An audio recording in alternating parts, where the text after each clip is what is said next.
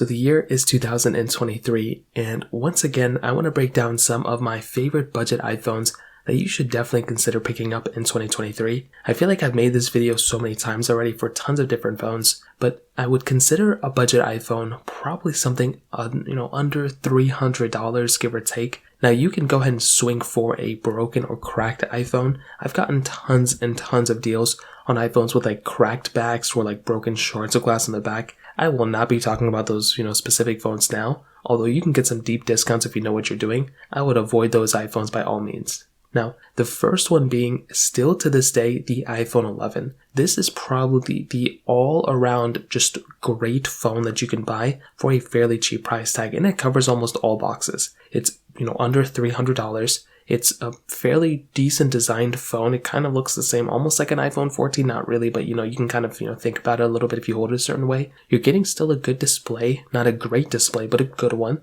The performance is still pretty good. The camera quality is still pretty decent, and overall, this is a very decent phone for the price tag, and the best thing is, it's still going to be software supported. So it's going to be getting software support for at least like another 3 years. Even if it lasts another 2 years, you're still going to be in a very good spot. And by that point, there's going to be some other iPhones that kind of go down in price as well. So this is by far probably the one iPhone that I look at as probably one of the best deals out there. There's not really too many phones that go above this, and this is the one that if you're in the market, is the one I would probably recommend a majority of people to buy. Now, another budget iPhone that isn't as good as the iPhone 11, but is still, a decent phone to pick up would probably be the iPhone XS. Now, the XR would usually go in this, specific point, but the iPhone XS or even the iPhone XS Max would be very decent iPhone pickups. You can buy the iPhone XS for around $200. The iPhone XS Max you could probably buy for around $250 to $300.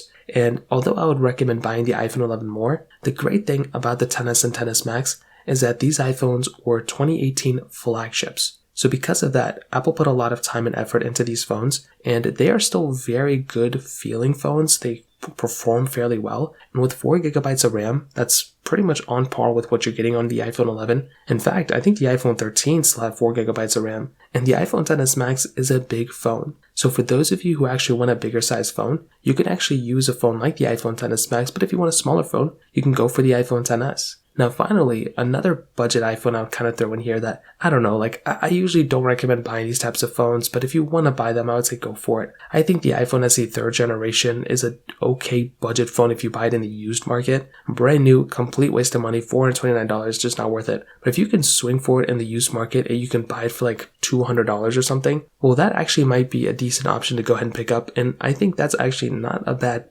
iPhone for that price tag if you can pick it up for less than $200. So those are some of my favorite budget tier iPhones that I would recommend buying. If you have any other thoughts or questions, let me know in the comment section below. Hit the like button, that'll mean so much, but definitely hit that subscribe button. More importantly than everything else, I love every single one of you guys. Hopefully I'll catch you guys in the next video. Peace out till then.